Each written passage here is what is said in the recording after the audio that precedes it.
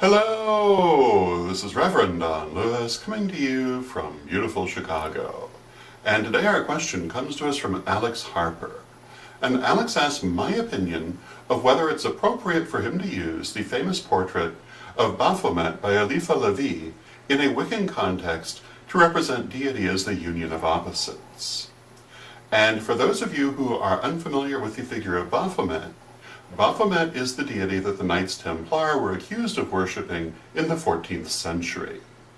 And there are all kinds of different theories about Baphomet, but generally speaking, Baphomet is considered to be a deity who is androgynous and who represents the union of male and female, spirit and matter, time and space, everything basically, and represents deity as the union of all things, and beyond all of existence and immanent in all of existence at the same time.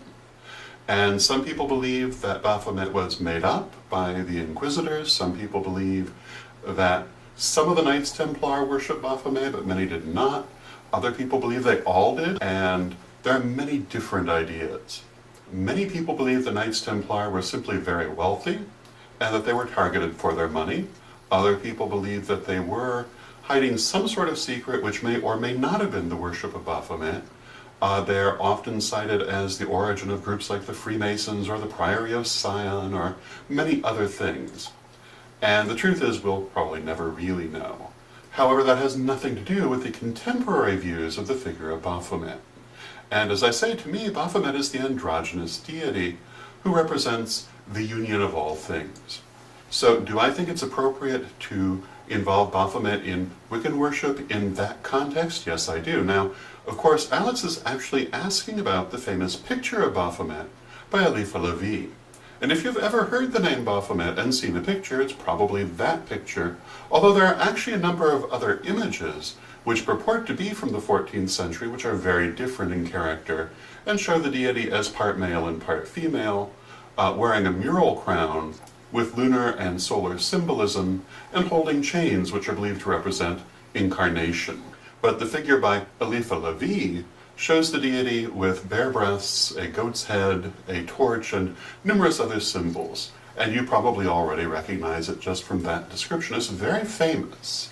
But as Alex points out, it's often used by people who are following a much darker path than ours, which raises the question, is it appropriate to be used in a Wiccan context? And my answer to that is that those people who are following those darker paths adopt symbols from all over the place. They use the pentagram, they use the crucifix, they use the Star of David, and none of that is ever taken to change the basic meaning of those symbols, so I don't see why it should change this one either. So I guess I would say that yes, in my opinion, it's completely appropriate. As long as you understand, you may have to explain your understanding of Baphomet to people who do not know. So I hope that answers your question, and until next time, may you blessed be. Hello, this is Reverend Don Lewis coming to you from beautiful Chicago. And did you know that I have been a professional psychic for more than 30 years?